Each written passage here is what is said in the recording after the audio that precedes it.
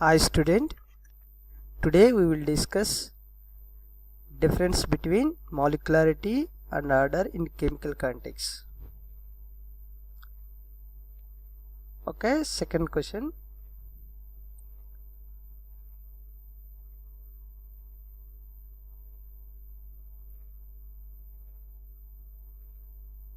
Wait.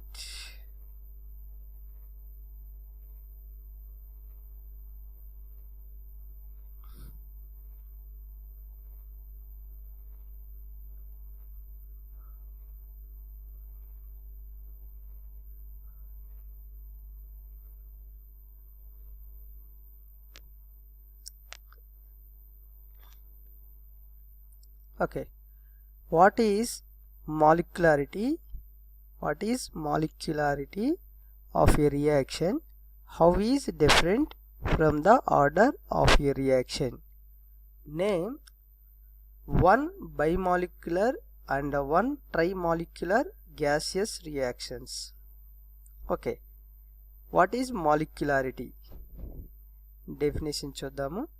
The number of atoms, ions or molecules participating in the rate determining step of a chemical reaction is called molecularity. So chemical రియాక్షన్స్లో two type reactions ఉంటాయి. ఒకటి elementary reactions, ఇంకోటి complex reactions. Elementary reactions అంటే reactants డైరెక్ట్గా products కింద convert అవుతాయి, వాటిని elementary reactions అంటారు. ఎగ్జాంపుల్, హైపోథెటికల్ ఎగ్జాంపుల్ ఇక్కడ ఒకటి చెప్తున్నాను.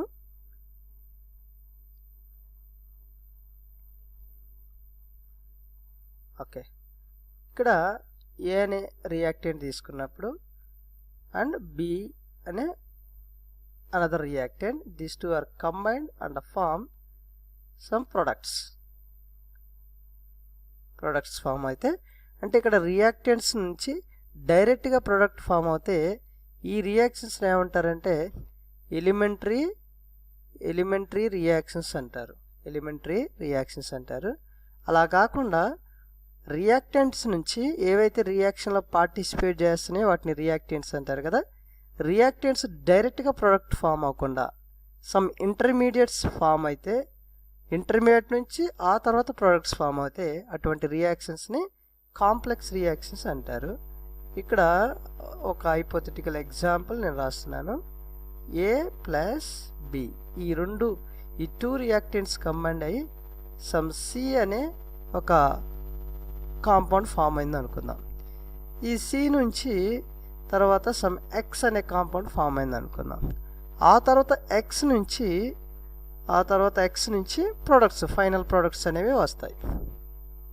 జస్ట్ ఇది ఒక ఎగ్జాంపుల్ చెప్పాను. అంటే మీనింగ్ ఏంటంటే రియాక్టెంట్స్ అనేవి డైరెక్ట్గా ప్రొడక్ట్స్ని ఇవ్వవు. రియాక్టెంట్స్ కంబైండ్ అయిపోయి ఫస్ట్ సి అనే కాంపౌండ్ని, ఆ తర్వాత సి అనే కెమికల్ సబ్స్టెన్స్ నుంచి ఎక్స్ అనే కాంపౌండ్, ఆ తర్వాత ఎక్స్ నుంచి ఫైనల్గా ప్రొడక్ట్ అనేది ఫామ్ అవుతుంది. ఇటువంటి రియాక్షన్స్ని ఏమంటారంటే కాంప్లెక్స్ రియాక్షన్స్ అంటారు. కాంప్లెక్స్ రియాక్షన్స్ అంటారు. ఈ కాంప్లెక్స్ రియాక్షన్స్లో స్లో స్టెప్స్ ఉంటాయి, ఫాస్ట్ స్టెప్స్ ఉంటాయి. సపోజ్ ఇది ఫాస్ట్గా జరిగే స్టెప్ అనుకుందాం. ఈ రియాక్షన్లో అంటే ఏబీలు కంబైండ్ అయిపోయి సిగా ఫామ్ అవటం అనేది ఫాస్ట్ జరిగే స్టెప్ అనుకుందాం. అలాగే సెకండ్ స్టెప్ స్లో స్టెప్ అనుకుందాం.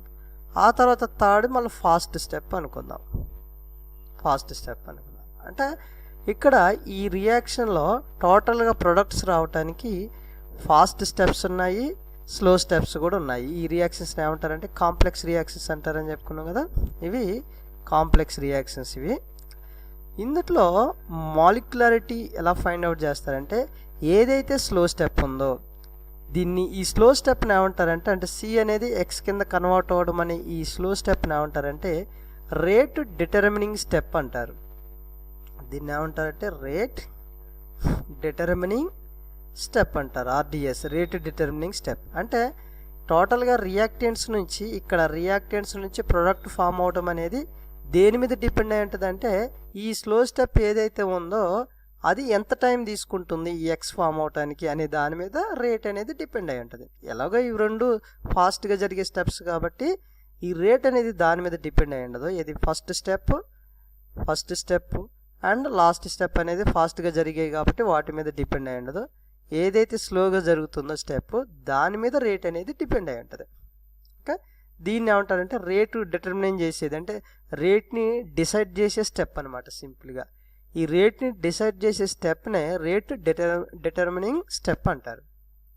ఈ రేట్ డిటర్మినింగ్ స్టెప్లో ఎన్ని రియాక్టెంట్స్ అయితే పార్టిసిపేట్ చేస్తున్నాయో, ఇక్కడ ఎగ్జాంపుల్లో ఎక్స్ అనే కాంపౌండ్ రావడానికి ఎన్ని రియాక్టెంట్స్ అయితే పార్టిసిపేట్ చేస్తున్నాయో ఆ రియాక్టెంట్స్ని ఏమంటారంటే, ఆ నంబర్ ఆఫ్ రియాక్టెంట్స్ని ఏమంటారంటే మాలిక్యులారిటీ అంటారు ఇందులో. ఇది కాంప్లెక్స్ రియాక్షన్స్లో.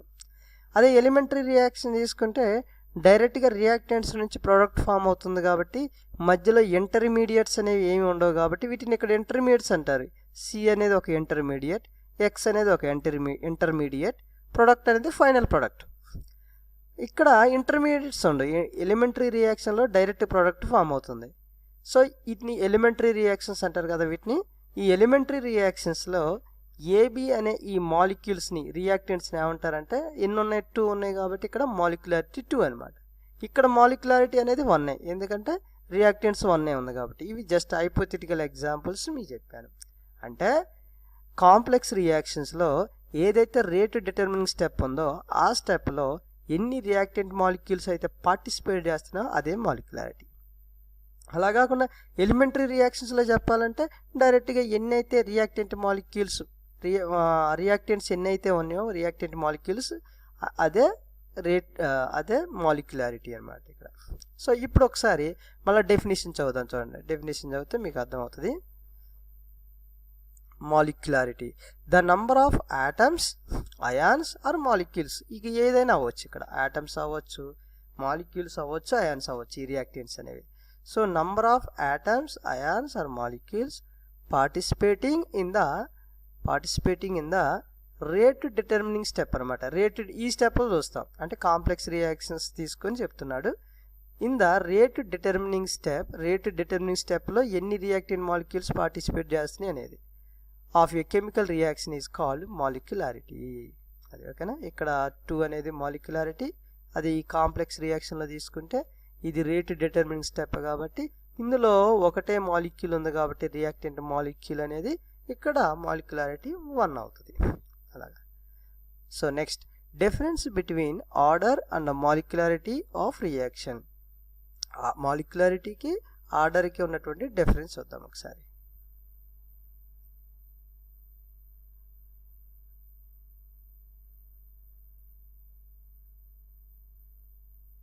ఓకే,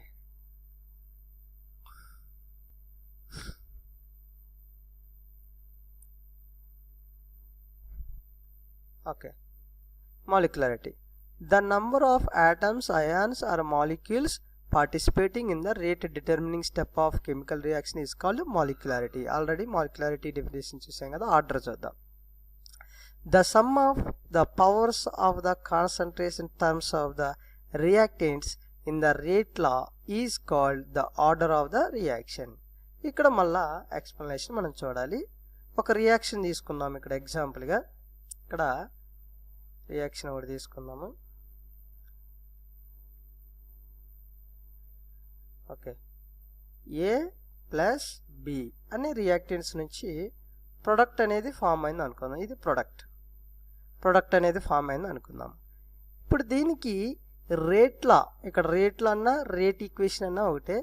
రేట్లా ఎలాగ రాస్తారంటే, రేట్ ఈక్వేషన్ అనేది ఎలాగ రాస్తారంటే, రేట్ అనేది ఆర్ అంటే ఇక్కడ rate is proportional to reactant concentration యొక్క ప్రోడక్ట్కి ప్రపోర్షనల్గా ఉంటుంది. ఇక్కడ రియాక్టెంట్స్ ఏంటి, A B are the reactants. వాటి కాన్సన్ట్రేషన్స్ అంటే ఏ ఇలా రాసి బ్రాకెట్స్తో క్లోజ్ చేస్తే అప్పుడు ఏ యొక్క కాన్సన్ట్రేషన్ అని అర్థం. అలాగే బిని రాసి ఇట్లాగ స్క్వేర్ బ్రాకెట్స్తో క్లోజ్ చేస్తే బి కాన్సన్ట్రేషన్ అని మీనింగ్. ఓకే, కాన్సన్ట్రేషన్ అంటే ఏంటి, ఎన్ని మోల్స్ ఉన్నాయి అని అర్థం. ఇప్పుడు కాన్సన్ట్రేషన్ అంటే సోడియం క్లోరైడ్ని 10 grams 100 mlలో డిజాల్వ్ చేసామనుకో, 100 ml వాటర్లో డిజాల్వ్ చేసామనుకో, ఇప్పుడు దీన్ని కాన్సన్ట్రేషన్ అంటారు. కాన్సన్ట్రేషన్ అంటే మీనింగ్ చెప్తున్నాను. 10 grams of sodium chloride in 100 ml అనేదాన్ని కాన్సన్ట్రేషన్ అంటారు సింపుల్గా. అంటే ఎన్ని మోల్స్ ఉన్నాయి అనేది.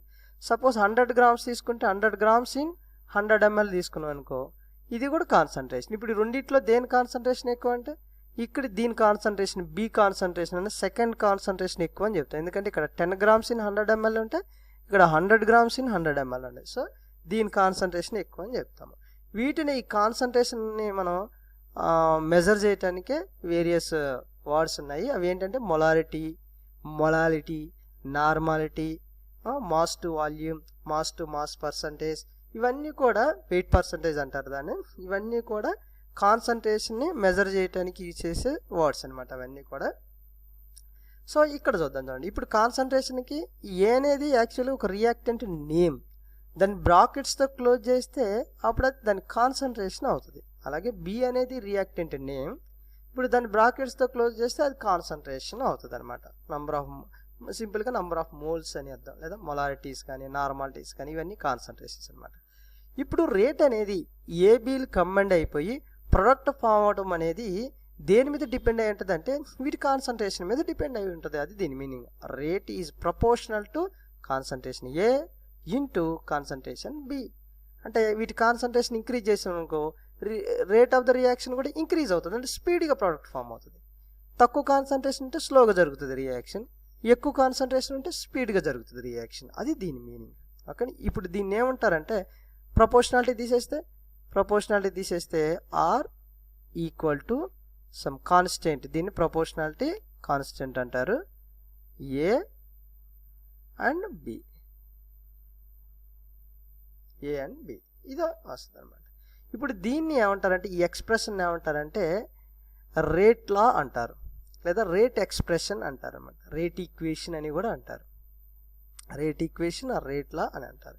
ఇప్పుడు ఇందుట్లో ఇక్కడ యాక్చువల్గా ఎగ్జాక్ట్గా ఎలా రాస్తారంటే ఇక్కడ ఈ పవర్స్ వస్తాయి, కాన్సన్ట్రేషన్కి సమ్ పవర్స్ వస్తాయి. ఈ పవర్స్ అనేది ఎలా క్యాలిక్యులేట్ చేస్తారంటే ఎక్స్పెరిమెంటల్గా క్యాలిక్యులేట్ చేస్తారు. ఈ పవర్స్ ఎంత వేయాలనేది ఇప్పుడు అనేక ఎక్స్పెరిమెంట్ చేసేసి ఏబీని కంబైన్ చేసి ప్రోడక్ట్ ఫామ్ అవుతుంది కదా. వేరియస్ కాన్సన్ట్రేషన్స్ తీసుకొని కాన్సన్ట్రేషన్ చేంజ్ చేస్తూ ఎక్స్పెరిమెంట్స్ అన్నీ చేసి అప్పుడు ఈ ఎక్స్ ప్లేస్లో ఎంత ఉంచాలి, బి ఇక్కడ వై ప్లేస్లో ఎంత ఉంచాలి అనేది ఎక్స్పెరిమెంటల్గా డిటర్మైన్ చేస్తారు. అంటే ఎక్స్పెరిమెంట్ చేసి దీన్ని చెప్తారు అనమాట, ఎక్స్ వై వాల్యూస్. ఇప్పుడు ఈ మొత్తం ఈక్వేషన్ ఏమంటారంటే రేట్ లా అంటారు. ఇప్పుడు ఆర్డర్ అంటే ఏంటంటే ఎక్స్ ప్లస్ వై ఈ రెండింటిని కలిపితే వచ్చేది ఆర్డర్ అనమాట. Order equal to X plus Y. X plus Y ఏంటి, ఎక్స్ అనేది ఏంటిది, ఇది ఏ కాన్సన్ట్రేషన్ యొక్క పవర్ అనమాట. బి కాన్సన్ట్రేషన్ యొక్క పవర్ ఏంటంటే వై. అంటే ఎక్స్ వైలు అనేవి పవర్స్. వేటి పవర్స్, కాన్సన్ట్రేషన్స్ యొక్క పవర్స్. ఏ కాన్సన్ట్రేషన్స్ ఇవి, రియాక్టెంట్స్ కాన్సన్ట్రేషన్. అంటే రియాక్టెంట్ కాన్సన్ట్రేషన్స్ యొక్క పవర్స్ ఏదైతే ఉన్నాయో ఆ రెండింటిని యాడ్ చేస్తే వచ్చేదాన్నే ఆర్డర్ అంటారు. అది ఇప్పుడు చూద్దాం చూడండి డెఫినేషన్. ఇప్పుడు చూస్తే మీకు అర్థమవుతుంది.